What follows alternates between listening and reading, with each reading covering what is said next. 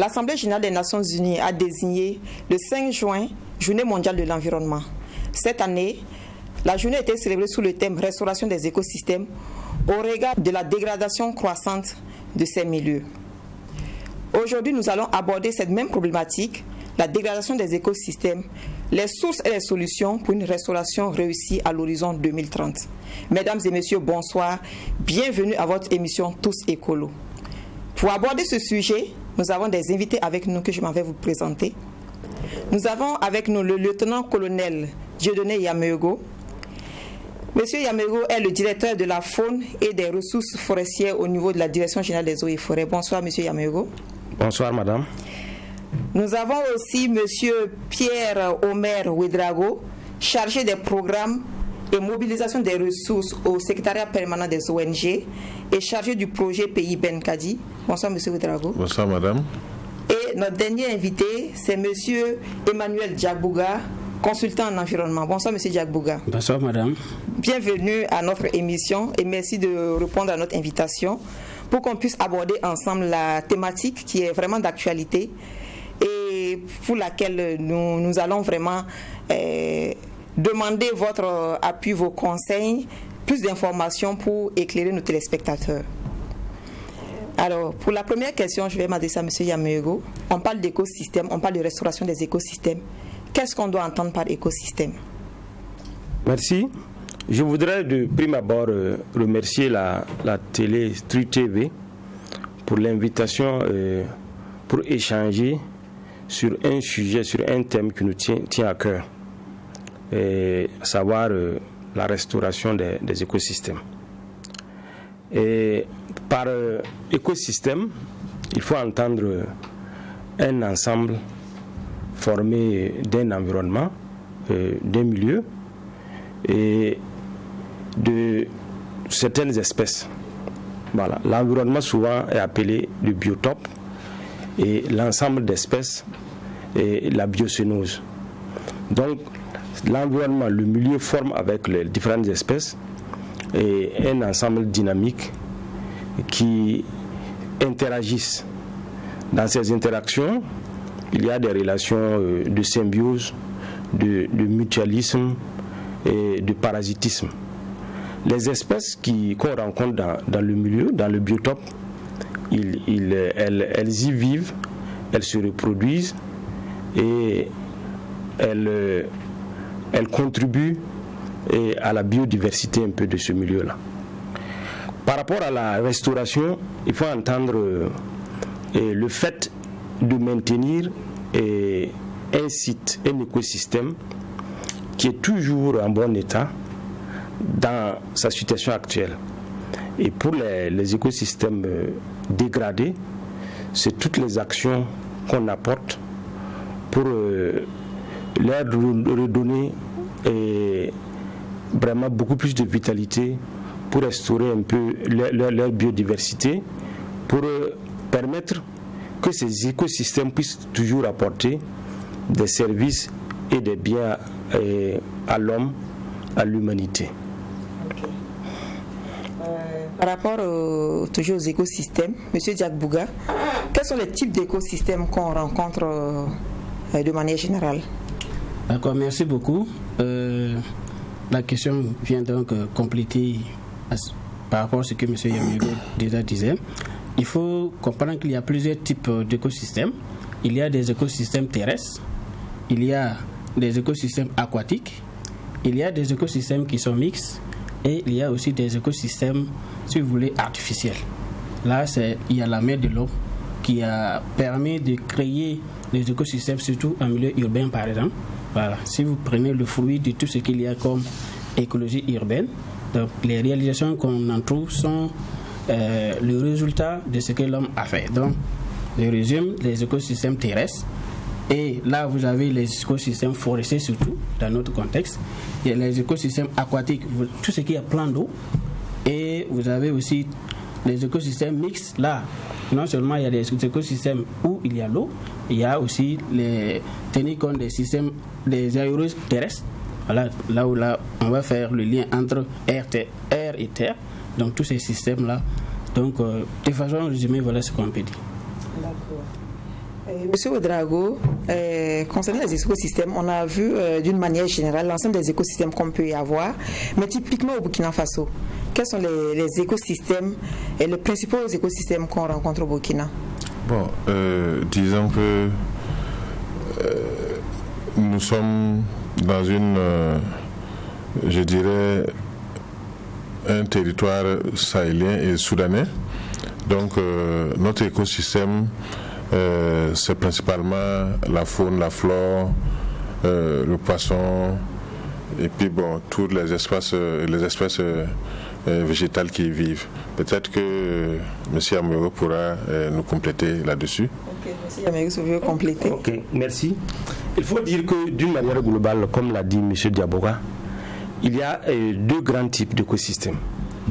Il y a la savane et la forêt. Voilà. Et l'action de l'homme a transformé un peu ces deux écosystèmes. Et aujourd'hui, nous rencontrons, comme il l'a dit, le milieu aquatique. Donc, on peut parler aussi d'écosystème aquatique. Et si on veut être plus détaillé, il y a les forêts, il y a les terres agricoles, il y a les zones humides, telles que les barrages, les rivières, etc., etc. Il y a les villes, parce que même les villes étaient des terres qui étaient occupées un peu, soit par la savane ou par la forêt, mais du fait de l'action de l'homme qui y a bâti des infrastructures, et la forêt a disparu, et c'est un autre paysage qui est là, mais c'est aussi un écosystème.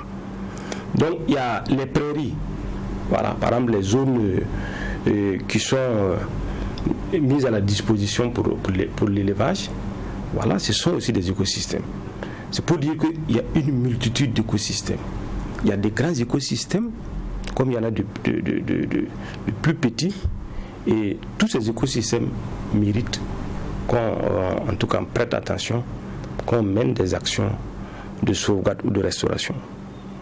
Ok. Par rapport aux informations données, on voit qu'il y a vraiment une multitude d'écosystèmes et on se pose la question à savoir pourquoi les écosystèmes sont-ils importants? Il faut dire que les écosystèmes sont importants parce qu'ils fournissent des biens et des services écosystémiques à l'homme, à l'humanité. Je prends un exemple. L'alimentation de l'homme provient des écosystèmes. Par exemple, les fruits. De plus en plus, on parle de PFNL, produits forestiers non ligneux. Cela est issu des forêts. L'énergie. Par exemple, jusqu'à présent, nous sommes un pays qui dépend beaucoup du bois comme énergie. C'est vrai qu'on utilise le gaz, mais par rapport au milieu rural qui utilise beaucoup plus le bois est issu des écosystèmes, des forêts. Il y a la régulation des systèmes naturels, c'est-à-dire le climat, l'érosion, la protection des berges, des cours d'eau. Par exemple, quand vous avez un cours d'eau et que il y a quand même de la végétation, une galerie forestière, une forêt ripicole, cela protège et il n'y a pas d'érosion hydrique, il n'y a pas d'érosion éolienne et cela maintient un peu ce cours d'eau-là dans la durée. Il y a la pharmacopée. Vous savez qu'avant que la médecine moderne ne vienne dans nos pays, nos grands-parents, nos ancêtres, utilisaient les plantes, utilisaient les parties de certains animaux pour se soigner. Il y a aussi des représentations culturelles. Vous savez que au Burkina, ici, la plupart des ethnies ont des totems. Moi, je sais que le totem de mon ethnie, c'est le vara. Donc, même les animaux qui appartiennent, qui constituent un peu des espèces, la biocénose des écosystèmes, contribuent un peu aux représentations culturelles dans nos sociétés. Donc, c'est pour dire que l'écosystème offre beaucoup de biens et de services dont on ne peut tout énumérer. Ok. Vraiment, avec votre intervention, on a vraiment eu beaucoup d'informations pour dire qu'il est vraiment nécessaire de restaurer les écosystèmes par rapport à tout ce qui a été dit. Le 5 juin passé, M. Ouedraogo, le Burkina a célébré cette journée sous le thème restauration des écosystèmes et défis sécuritaires. Voilà. À votre avis, à quoi nous rapporte ce thème? Parce qu'à la restauration des écosystèmes, il y a aussi le défi sécuritaire qui est lié à la restauration des écosystèmes. Sans savoir qu'au jour d'aujourd'hui, le Burkina Faso et même la zone de l'Afrique de l'Ouest est en prise aux problèmes de sécurité liés en fait au djihadisme. Et célébrer la journée internationale de l'environnement en mettant aussi en exergue le défi sécuritaire, ça voudrait dire que l'insécurité empêche réellement le travail sur le terrain. L'insécurité fait en sorte que nos bas populations ne peuvent plus aller sur le terrain. L'insécurité fait que l'État et tous ses démembrements qui l'appuient, même les acteurs au niveau local, ne peuvent plus vaquer sereinement à leur occupation. Donc c'est pour dire que il y a pas mal de choses qui sont freinées à cause de l'insécurité. Tout à l'heure, quand on causait, M. Yamoyogo parlait du problème du ranch de Nazenga, qui est au jour d'aujourd'hui, je dirais, en train de mourir. Parce que justement l'insécurité a fait que nous n'avons plus des visiteurs, nous n'avons plus une exploitation à temps plein de nos ressources naturelles. Donc célébrer cette journée en mettant en exergue l'insécurité, je pense que c'est aussi un appel qui est fait à tous les acteurs pour qu'ensemble on puisse se donner la main et puis relever ce défi-là. Ok. Donc le thème vient vraiment montrer que il est difficile vraiment de restaurer les écosystèmes dans certaines parties du pays au regard de l'insécurité qui règne. Monsieur Diagbouga, en termes chiffrés, quel est l'état des lieux? Est-ce que vous avez une idée de l'état des lieux des écosystèmes au Burkina? D'accord, merci. Il y a des statistiques en matière d'écosystèmes au Burkina Faso. Donc, les derniers chiffres que nous avons, on a environ 14% du territoire national couvert par les formations forestières. Bon, la norme internationale, c'est 30%, mais bon, on est déjà quand même à la moitié. Bon, c'est vrai que ça nécessite encore plus d'efforts, mais bon, ça veut dire qu'il y a quand même quelque chose. Donc, après ce chiffre de 14% pour le territoire national, si vous prenez les aires protégées, ils ont aussi une couverture d'environ 48% du territoire national. Et si vous prenez, on a environ 78 aires classées. Donc, ce sont des statistiques qui montrent que, d'une manière générale, nous avons quand même du potentiel en matière d'écosystème au Burkina Faso. Je reviens à M. Yamoyogo. Est-ce que vous avez quelque chose à ajouter par rapport aux chiffres donnés par M. Diagbouga? Parce qu'on voit que c'est généralement votre domaine d'action. Voilà. Est-ce que vous avez des compléments? Tout à fait. Il faut dire que comme il y a beaucoup d'écosystèmes, les statistiques qu'on va donner vont porter sur vraiment les écosystèmes majeurs. Voilà, comme il a dit, nous avons un réseau d'aires protégées au jour d'aujourd'hui avec les remembrements qui en tout cas s'élève à 76. Voilà. Parmi ces 76, il y a 28 aires de protection faunique. Cela veut dire que ce sont des écosystèmes qui sont dédiés à la conservation de la faune. Par exemple, les parcs nationaux, nous en avons 3. Il y a les réserves totales et les forêts classées. Et voilà. Donc, en plus de cela, nous avons aussi des zones humides d'importance. Par exemple, les sites Ramsar. Voilà, qui sont des zones humides. Comme je l'ai dit, les zones humides sont des écosystèmes particuliers, souvent même fragiles, qu'il faut protéger.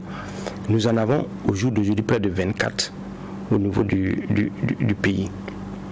Et nous avons des cours d'eau majeurs qui constituent aussi des écosystèmes tels que le Mouhou, vous voyez l'étendue du Moun, la Komoé, le Nakambe, et voilà. Et nous avons enfin des barrages, des grands barrages tels que Ziga, Bagré, et Samandini, Kompienga, qui sont des écosystèmes aquatiques. Et dans le domaine agricole, nous avons des terres agricoles, parce que les terres agricoles aussi sont des écosystèmes. Et au Burkina, nous avons environ 9 millions de terres agricoles, ce qui correspond à environ 30% du territoire. Donc, mais là, ce ne sont que les écosystèmes majeurs. Il y en a d'autres dont on n'a pas les statistiques, qui ne sont pas forcément recensées. Merci. En matière de politique gouvernementale sur la restauration des écosystèmes, on se pose la question à savoir, est-ce qu'il existe vraiment une politique qui est une base sur laquelle les acteurs se penchent vraiment, hein? Voilà, on se pose vraiment la question au regard de tout ce qu'on constate comme dégradation qui vont, je peux dire, croissantes. Voilà. Donc, s'il y a une restauration, est-ce qu'il y a vraiment une politique sur la restauration des écosystèmes au Burkina? Oui, il faut dire que le ministère de l'Environnement est le département qui a en charge un peu cette question. Mais la question de l'environnement, c'est une question transversale. Voilà. Donc, en termes de politique, c'est une politique vraiment qui est élaborée avec l'ensemble des acteurs. Parce qu'en matière d'environnement, personne n'est de trop. On doit prendre en compte tout le monde. Donc, dans cette politique, il y a plusieurs aspects. Il y a d'abord le cadre législatif et réglementaire, c'est-à-dire les instruments juridiques. Et il y a plusieurs instruments juridiques qui ont été élaborés pour encadrer la gestion et pour encadrer la restauration des écosystèmes. Et comme exemple, il y a le code forestier et le code de l'environnement. Il y a aussi des instruments internationaux, à savoir les accords multilatéraux avec beaucoup de pays et l'adhésion à certaines initiatives. Quand je prends l'initiative Muraille Verte par exemple, c'est une initiative de sauvegarde et de conservation des écosystèmes. Et autre aspect, c'est le fait qu'il y a aussi des partenaires qui sont mobilisés pour soutenir un peu la restauration des écosystèmes. Et à ce niveau, il y a des projets de développement qui sont conçus. Au jour d'aujourd'hui, les projets comme on a au niveau du ministère de l'Environnement, c'est par exemple le PIF, le programme d'investissement forestier. Il y a le projet AGREF, qui est un projet de gestion des ressources naturelles. Il y a aussi le FIE. Le FIE qui est un instrument que le ministère a mis en place pour soutenir un peu les actions, les bonnes initiatives en matière de restauration et de conservation de nos écosystèmes. Et enfin, il y a la mobilisation de tous les acteurs. Parce que pour la restauration des écosystèmes, pour leur conservation, il faut mobiliser tous les acteurs. Ça veut dire les acteurs étatiques, la société civile, et les producteurs, et les scientifiques. Voilà. Donc tout le monde doit être mobilisé parce que chacun est plus ou moins concerné par un écosystème. Nous qui sommes là, qui vivons en ville, nous sommes concernés par l'écosystème urbain. Nous avons aussi des actions à faire. C'est en cela que le reportage que nous avons vu par rapport à l'initiative de la plantation des arbres dans nos villes là, est une bonne initiative parce que ça contribue au reverdissement de la ville, ça contribue à donner un autre visage à la ville et cela est intéressant. Donc, le ministère dans sa politique essaie de ratisser large et à essayer de baliser, à essayer de trouver des instruments juridiques, à mobiliser des partenaires pour l'aider vraiment dans les actions de sauvegarde et de restauration des écosystèmes. Merci pour toutes ces informations. Monsieur Ouédraogo, vous qui êtes du secrétariat permanent des ONG, au regard de ce que Monsieur Yamégo a donné comme information, est-ce que vous avez vraiment l'impression que la politique elle est connue de tout le monde et est-ce qu'elle est vraiment respectée? Parce que je prends l'exemple de la forêt de Koa. Pendant qu'on parle de... C'est bien vrai que c'est passé il y a quand même un bout de temps. Mais on parle de restauration des écosystèmes, mais on constate aussi qu'il y a des actions qui sont menées en défaveur des écosystèmes que nous voulons protéger. Voilà, donc est-ce que vraiment la politique elle est connue et est-ce que les différents partenaires travaillent ensemble pour que le domaine de l'environnement soit vraiment préservé? Merci. Je vais revenir un peu en arrière par rapport à l'intervention de M. Yamégo pour dire que en plus des acteurs qui sont cités, il y a aussi le secteur privé au jour d'aujourd'hui qui essaie un peu de s'investir.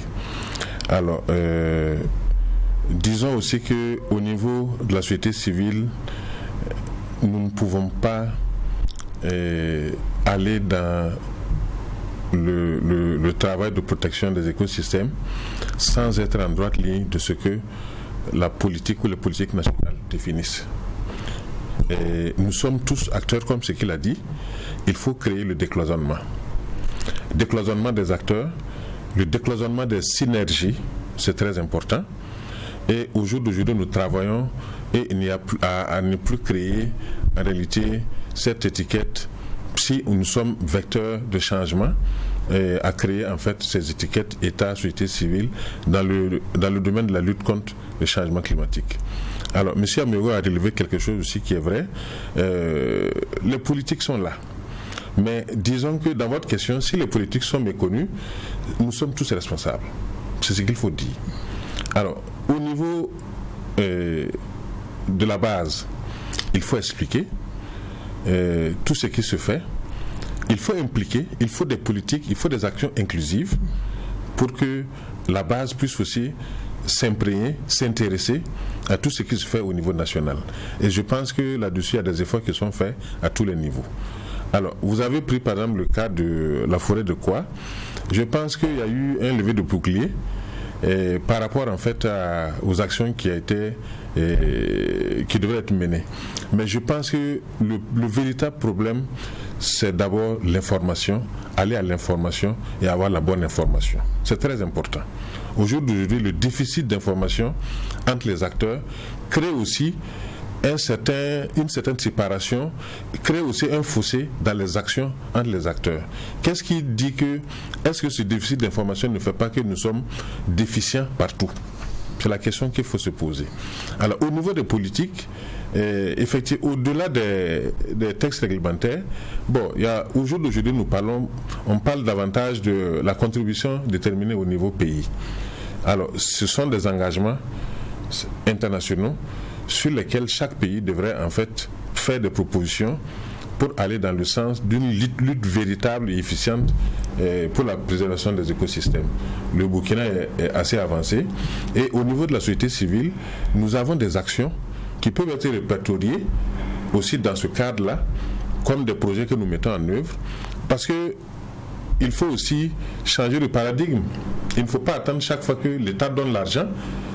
Quand on dit, comme ce que je disais tantôt, nous sommes des vecteurs de changement, nous devons aussi aller à la mobilisation des ressources pour appuyer les actions de l'État.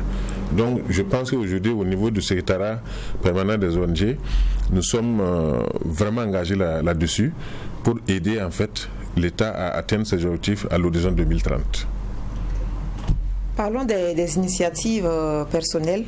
Nous allons vous inviter à suivre un reportage sur un groupe de personnes qui sont associées pour créer un mouvement pour contribuer à la restauration des écosystèmes.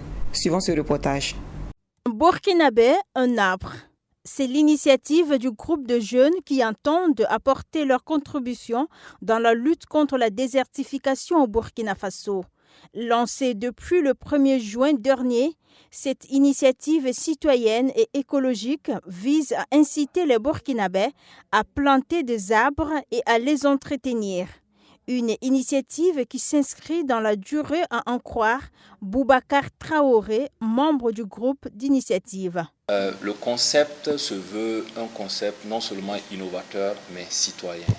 Nous nous sommes posé la question simplement de savoir pourquoi aller très loin, pourquoi organiser beaucoup d'activités alors que ceux-mêmes qui sont les premiers bénéficiaires, ce sont les citoyens. Donc nous nous sommes dit qu'en essayant de sensibiliser chaque Burkinabé à planter et à entretenir un seul arbre, cela nous fait dans l'année 21 millions d'arbres, ce qui est du jamais fait dans l'histoire du reboisement du Burkina.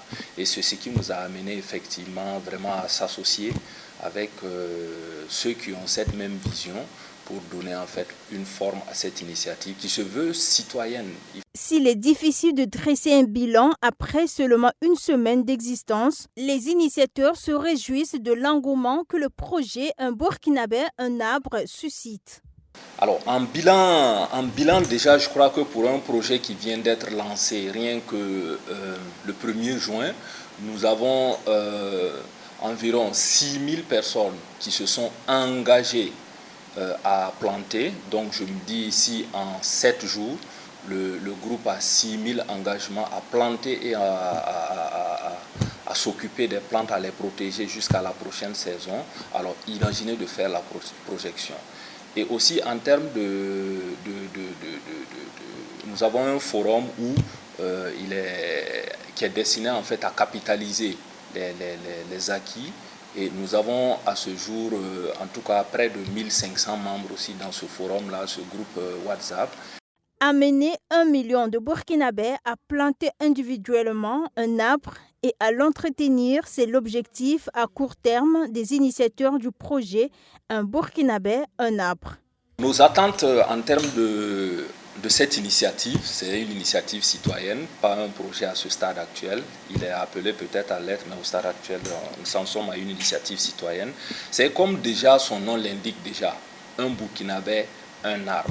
Et si chaque Burkinabé doit planter un arbre, ça nous donne déjà les objectifs qui sont de 21 millions d'arbres à long terme. Mais comme nous nous projetons sur plusieurs années, notre en tout cas objectif dans l'immédiat au cours de cette saison, c'est d'arriver à planter au minimum 1 million d'arbres et aussi à les entretenir de telle sorte qu'à la fin de la campagne de la saison prochaine, la saison sèche, que nous puissions avoir en tout cas le plus haut taux en tout cas de survie de ces arbres plantés. Et à ce jour, 6000 personnes se sont engagées à s'inscrire dans la vision du projet. Alors, vous venez de suivre le reportage sur l'initiative d'un groupe de jeunes qui ont lancé Un Burkinabé, un arbre, qui apparemment est en train de vraiment réussir. Et Monsieur Diagboua, quel est votre avis par rapport à cette initiative? Alors, c'est une très belle initiative à encourager et à soutenir parce que c'est tout ce qu'on attendait même, si vous voulez, de la population. Il y a des initiatives, c'est vrai, au niveau institutionnel, comme la Journée nationale de l'arbre et comme, en tout cas, des acteurs institutionnels qui font des plantations. Mais ça va être plus intéressant lorsque la population s'y met. Et ici, il faut saluer l'engagement de ces groupes de personnes. Sur Facebook, moi, je suis membre de l'initiative. Donc, c'est une initiative qui est vraiment à encourager. Et le plus important, c'est que l'initiative arrive à vraiment faire le bilan et voir les réalités sur le terrain. Parce que, bon, quand c'est lancé, tout le monde s'y met. Mais après, il ne faudra pas que ça s'arrête de si bon chemin et que après la saison hivernale, on n'arrive pas à capitaliser tout ce qu'ils auront réussi. Donc, c'est une initiative à encourager, c'est une initiative à soutenir. Et au-delà du groupe Facebook ou WhatsApp, comme il disait, parce qu'il dit qu'ils sont dans un groupe WhatsApp, c'est une invite à toute la population, parce que si chaque Burkinabé a effectivement un arbre qu'ils arrivent à entretenir, eh bien, nous allons transformer le Burkina en un pays vert. Et c'est à encourager. Donc moi je les encourage et c'est une initiative à laquelle j'invite d'ailleurs tout le monde à adhérer pour que nous ayons un Burkina vert. Ok. Monsieur Yamego, on constate effectivement qu'il y a cette initiative et auparavant, il y a des plantations qui se font généralement en saison hivernale et cette initiative vient s'ajouter à cela. Quel est votre avis par rapport à ça? Parce qu'on voit souvent des arbres qu'on plante et par moment, il n'y a pas de suivi. Il n'y a pas de suivi, donc on plante en quantité, mais le résultat est désolant. Par rapport à leur initiative, ils disent un Burkinabé, un arbre, et que chacun puisse s'engager à les entretenir pour que l'arbre puisse grandir. Que pensez-vous de cette initiative? Merci. Je pense que j'ai le même avis que mon prédécesseur pour dire que c'est véritablement une très bonne initiative. Et en matière de restauration des écosystèmes, il n'y a pas une initiative de trop. On a toujours de bonnes initiatives à prendre. Et cette initiative est novatrice aussi parce que elle utilise les réseaux sociaux et cela permet d'atteindre un très grand nombre. Si les gens adhèrent vraiment et que les gens effectuent un peu le reboisement, je pense que ça sera beaucoup de plans mis en terre et cela va contribuer au reverdissement du Burkina. Ce qu'il faut saluer aussi de positif dans cette initiative, c'est l'invite faite aux personnes qui adhèrent à protéger. Parce qu'effectivement, si depuis nos indépendances, tous les arbres que l'on plantait au Burkina étaient protégés et que la reprise était bonne, je pense qu'au jour d'aujourd'hui, on n'aurait plus besoin de faire de reboisement. C'est parce que les précédents reboisements ont échoué. Donc, il faut changer le fusil d'épaule. Et c'est en cela que cette initiative est bonne. Et s'inscrit dans la logique de la journée nationale de l'arbre instituée par le gouvernement burkinabé, qui veut que maintenant, quand on fait un reboisement, il faut que le site soit sécurisé et qu'on s'engage à entretenir les plants. Il ne faut plus aller jeter des plants au détour d'une cérémonie et puis on s'en va pour ne plus s'en occuper. Donc c'est véritablement une bonne initiative et nous les encourageons. Ok. Je viens à vous maintenant, Monsieur Ouedraogo. Oui. Le secrétaire permanent des ONG a un projet dénommé Benkadi et vous êtes le représentant pays, si je ne me trompe pas. En quoi consiste ce projet? Est-ce que ça va un peu dans la dynamique de ce groupe de jeunes qui ont lancé le projet En Burkinabé un arbre, ou ça va au-delà de ça? En quoi consiste le projet Benkadi? Je dirais que le projet Benkadi c'est sur la même en droite ligne de ce que les jeunes font et ça va au-delà de cela. Le projet Benkadi, c'est un projet typiquement plaidoyer. C'est une initiative de 4 plateformes au niveau de 4 pays, le Bénin, le Burkina Faso, le Mali et puis la Côte d'Ivoire. C'est une initiative qui est née d'un certain nombre de constats qui est fait au niveau de ces 4 pays qui partagent les mêmes réalités écosystémiques et qui ont décidé à travers en fait ce projet-là d'inciter nos gouvernements à prendre des politiques inclusives allant dans le sens de la préservation des écosystèmes. Donc de façon globale, disons que Benkadi traite un peu de ce que les jeunes font et au-delà de cela. Alors, je reviens en arrière par rapport à l'initiative prise par les jeunes. Effectivement, il ne faut pas aller planter les arbres et puis se retourner et puis ne pas regarder après faire l'évaluation. Combien d'arbres survivent après une saison pluvieuse? Si on fait le point, on verra que les statistiques là sont très faibles. Donc, au-delà bien sûr de planter, il faut préserver, il faut renforcer, il faut suivre. Okay. Voilà. Concernant les écosystèmes toujours, on a eu l'état des lieux des écosystèmes au Burkina, les différents écosystèmes qu'on a, et on constate aussi qu'il y a une dégradation des écosystèmes. Quelles peuvent être les causes de cette dégradation, M. Yameru? Merci. Il faut dire que les causes de la dégradation des écosystèmes sont multiples. Il y a d'abord l'industrialisation. Voilà. Il y a l'urbanisation. Vous savez que nos villes sont bâties sur des paysages forestiers, soit la savane ou bien des forêts, des savanes boisées. Il y a la surexploitation des ressources naturelles. Là, par exemple, je prends un exemple. Quand nous sommes dans une formation forestière, un parc national ou une forêt classée, par exemple, si on surexploite les ressources, on coupe abusivement le bois. Si on met abusivement le cheptel domestique, voilà, on fait du package, voilà. Cela va entraîner une surexploitation des ressources. Si on y fait de l'orpaillage, voilà, l'orpaillage, cela dégrade les ressources. Et si on gère mal les activités agricoles, voilà, dans le domaine agricole, si on utilise des pesticides non homologués, le résultat est que ces pesticides-là vont tuer la biodiversité, c'est-à-dire la biocénose des différents milieux, des champs, et après ce sera des sols qui ne seront plus fertiles. Et pire,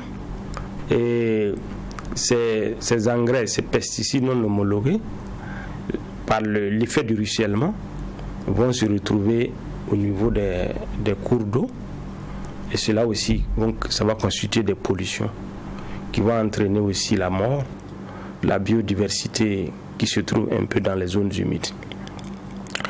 Au niveau aquatique, par exemple des zones humides, voilà, je prends l'exemple de Bagré, c'est quand vous faites une surpêche, voilà, quand l'effort de pêche est énorme, bon, ça veut dire à un certain moment, le poisson va disparaître. Donc ce sera un écosystème déséquilibré, des chaînes alimentaires déséquilibrées. Donc l'écosystème va s'appauvrir et ne pourra plus fournir les services écosystémiques aux populations.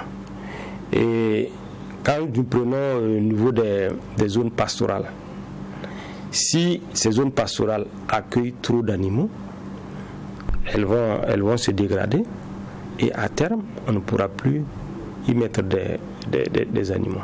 Il va falloir les restaurer.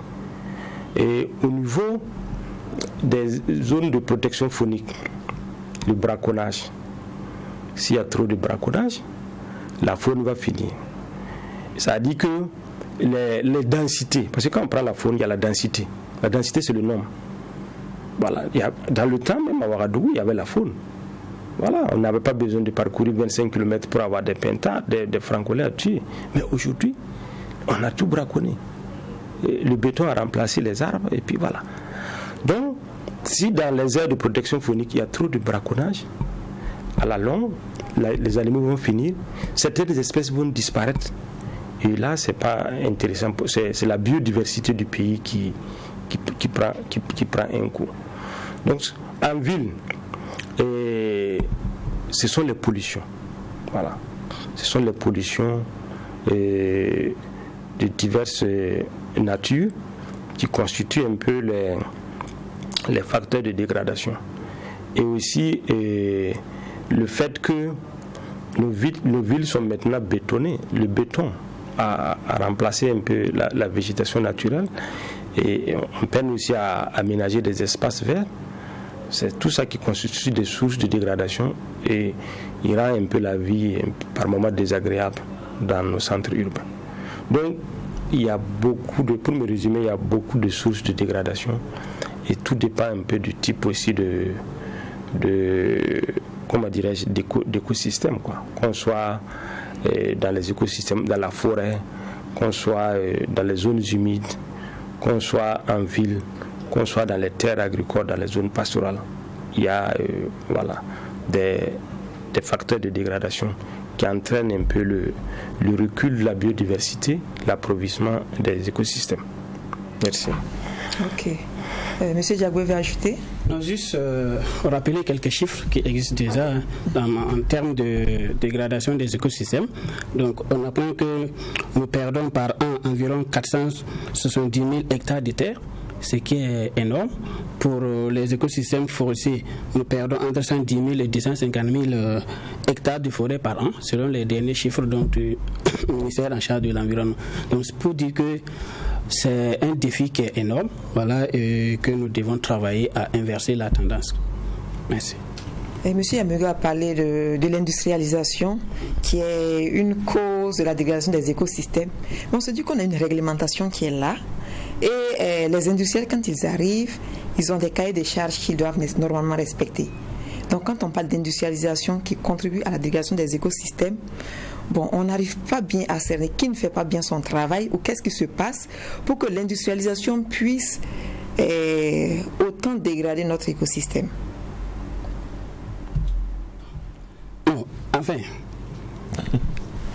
ce n'est pas réglementé qui fait que ça ne contribue pas. Si vous prenez par exemple les statistiques, même sur là où il y a c'est flagrant au niveau des industries minières, industrielles surtout, qui prennent des grandes superficies, ce sont des unités industrielles réglementées et leur implantation, on fait d'abord études d'impact environnemental et puis après il y a le suivi, les inspections et tout, mais n'empêche que ces structures-là contribuent fortement d'une manière, en tout cas d'une autre, à la fragilisation de nos écosystèmes.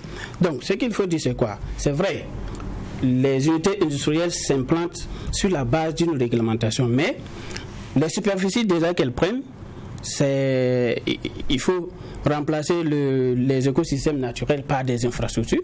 Ça c'est déjà un premier aspect.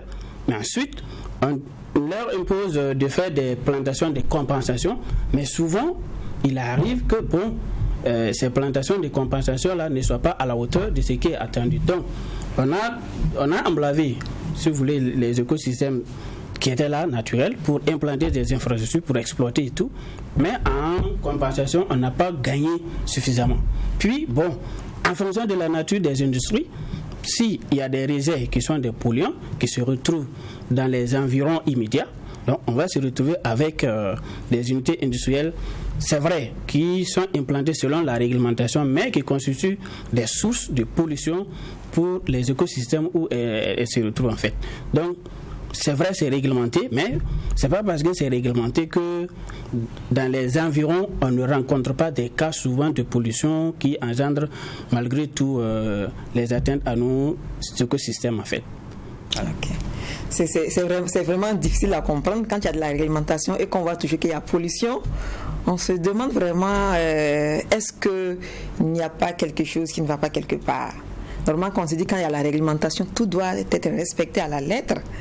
Et ceux qui ne respectent pas la réglementation, on doit quand même les sanctionner. Nous ne sommes plus au stade de la sensibilisation, vu que la situation va de mal en pire. Voilà. D'accord. Ce qu'il faut dire, c'est quoi? Si vous prenez certaines dispositions du Code de l'environnement, on se dit que les entreprises, à partir d'une certaine taille, doivent avoir des services environnement en leur sein, qui sont chargés de la gestion de tout ce qu'il y a comme préoccupations et devoirs en matière d'environnement des unités industrielles. Mais si vous faites le point dans nos industries que nous avons au Burkina Faso, combien d'entreprises ont véritablement des services environnement qui soient en tout cas d'une certaine efficacité? C'est pas évident qu'il y en a beaucoup. Mais c'est une obligation de l'entreprise. Justement, c'est une obligation de l'entreprise de le faire. Et ensuite, c'est aussi le devoir du ministère en charge de l'environnement, non seulement d'accompagner en termes de suivi, conseil, mais aussi en termes d'inspection, souvent pour aussi, sévir quand il le faut. C'est ça. Mais malgré tout ça, on ne peut pas dire qu'il y a un risque zéro en termes de pollution dans une unité industrielle. Non, on prend toujours des précautions, mais il arrive malgré tout qu'il y ait des défaillances qui arrivent et qui engendrent des cas de pollution, etc. Mais Lorsque ça arrive, on fait le point et on prend des mesures pour contenir déjà les cas de pollution et tout, et pour encourager l'entreprise à revenir sur les bonnes bases. Donc, l'intérêt qu'il y a, la réglementation, c'est bien déjà pour prendre des mesures préventives. Et si malgré les mesures préventives, la situation de pollution arrive, eh bien, qu'on prend maintenant les mesures de sanctions, etc., pour obliger l'entreprise à respecter leur. Mais ce qu'il faut dire, il faut encourager les unités industrielles à avoir en leur sein des services environnementaux, parce que là, ça facilite le travail pour tout le monde. D'abord pour l'entreprise, parce que ça va permettre d'améliorer les performances environnementales, ce qui est déjà bien pour l'entreprise même, et ensuite vis-à-vis de la nature et vis-à-vis du respect de la réglementation. Donc c'est un tout, et tout le monde doit s'y mettre. Les structures de contrôle, qui non seulement le ministère en charge de l'environnement, mais d'autres structures aussi qui sont concernées, doivent en tout cas encore renforcer les contrôles, les inspections, mais c'est d'abord la responsabilité de chaque entreprise de travailler à être en phase avec les obligations environnementales qui leur sont imposées. Donc, c'est la conjugaison des efforts de tous ces acteurs-là qui vont nous permettre que nous ayons non seulement des industries performantes, et aussi qui respectent l'environnement, où les acteurs aussi jouent leur rôle correctement. Voilà, donc il n'y a pas de... C'est vrai, il n'y a pas de contradiction, et puis bon, c'est juste un encouragement, c'est un processus voilà, qui va de plus en plus, qui prend de plus en plus de l'emploi et qui va nous aider à performer en tout cas nos entreprises au niveau national. Okay. Et monsieur, vous avez ajouté? Alors, sur la question, disons que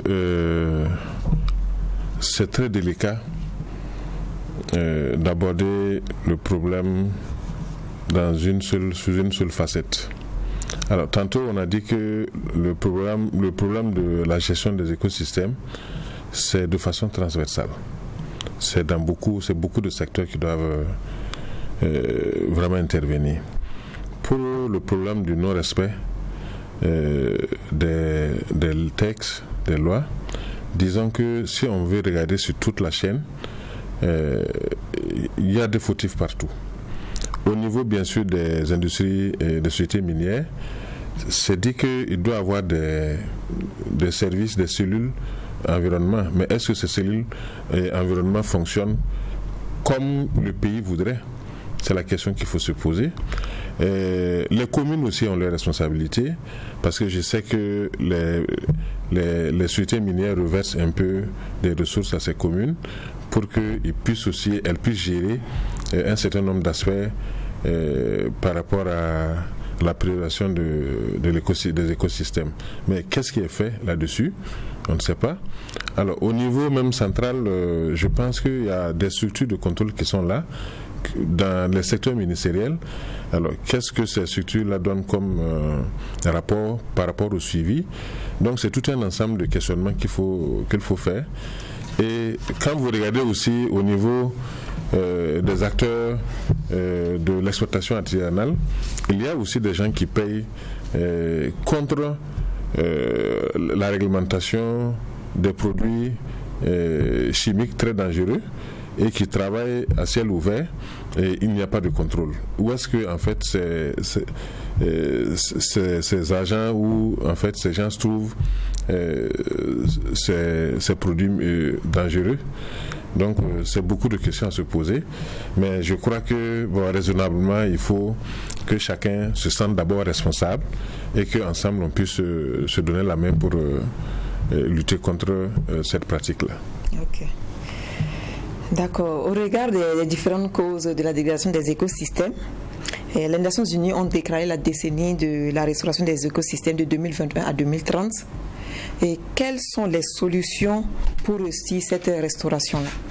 Parce que le délai c'est 2030, même si on ira après au-delà. Mais qu'est-ce que le Burkina peut faire pour restaurer son écosystème ou ses écosystèmes? Merci.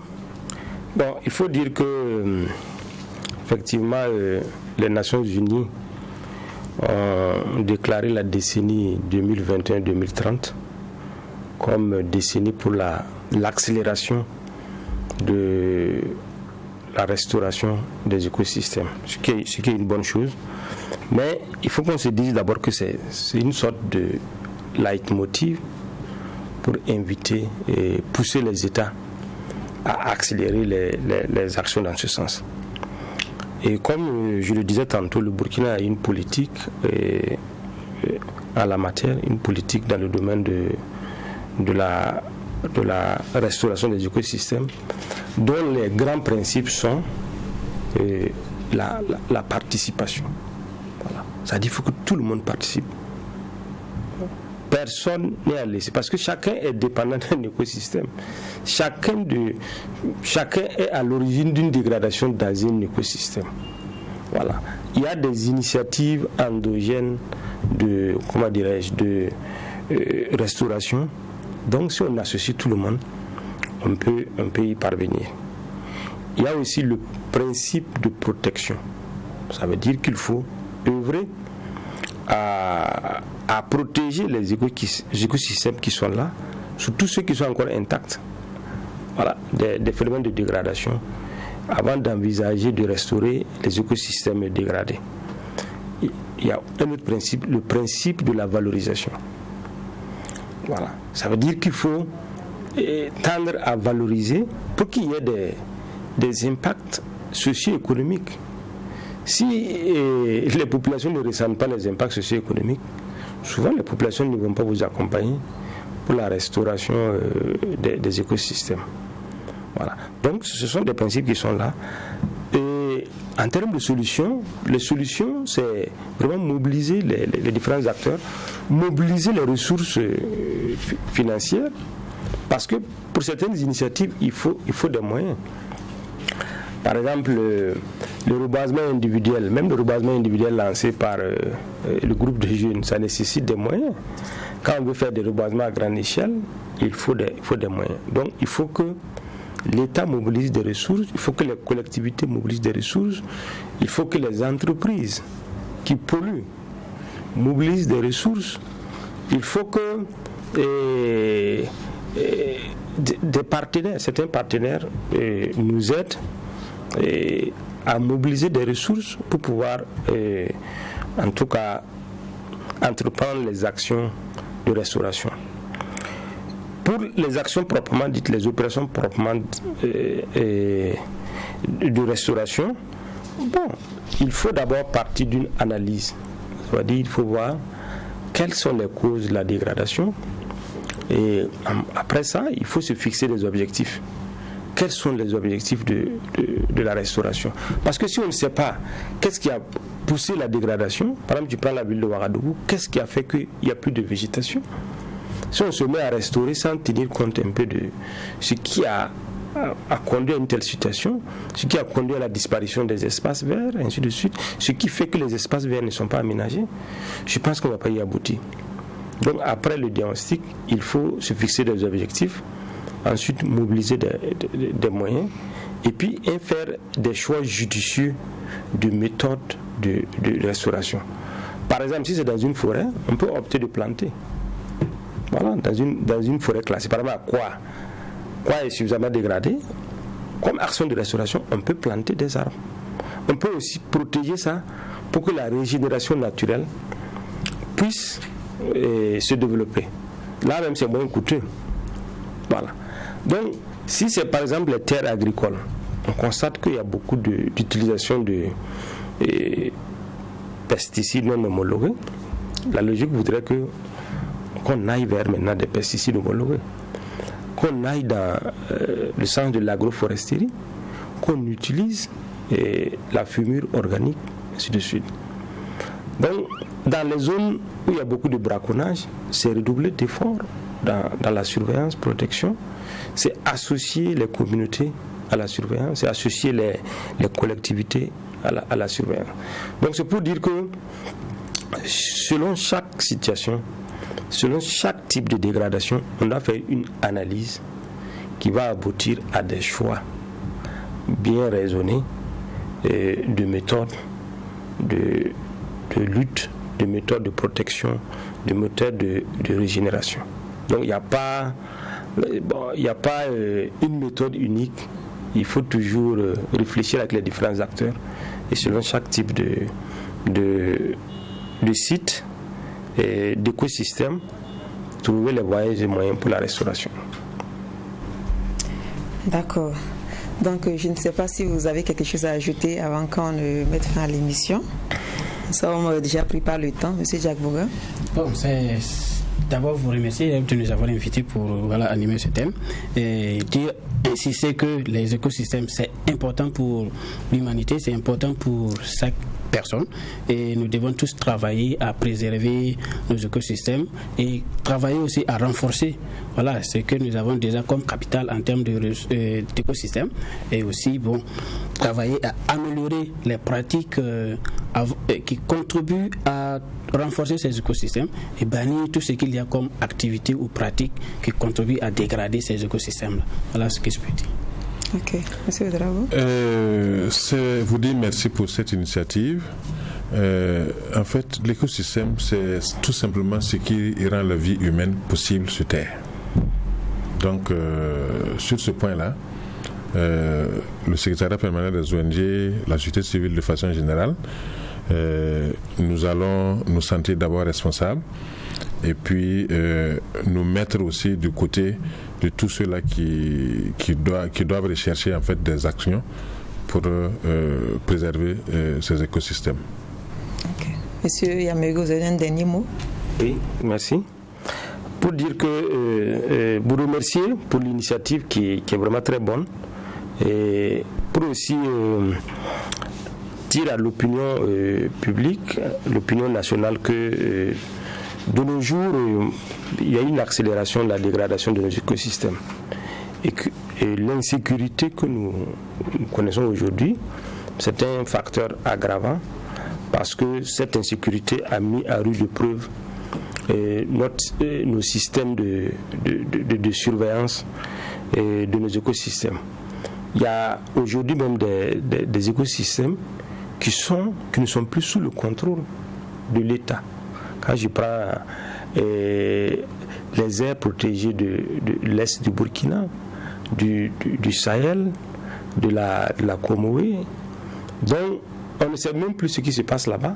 Donc il y a une exacerbation des pressions et des dégradations. Mais je pense que s'il y a une prise de conscience, chacun, là où il est, peut contribuer un peu à limiter cela.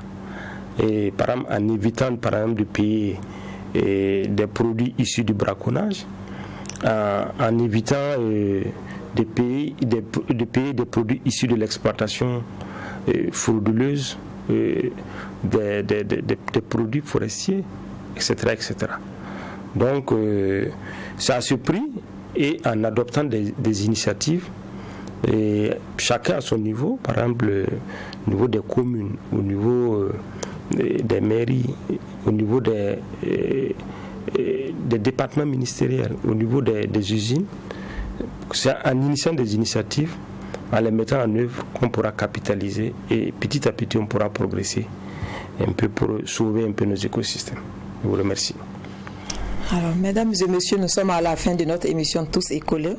En rappel, nous avons eu comme invité le lieutenant-colonel des eaux et forêts Dieudonné Yamego, directeur de la faune et des ressources synergétiques. Merci, monsieur Yamego, d'être venu. Merci beaucoup. Nous avons eu aussi monsieur Pierre-Omer Ouedraogo, chargé des programmes et de mobilisation des ressources au secrétariat permanent des ONG, chargé de projet pays Benkadi.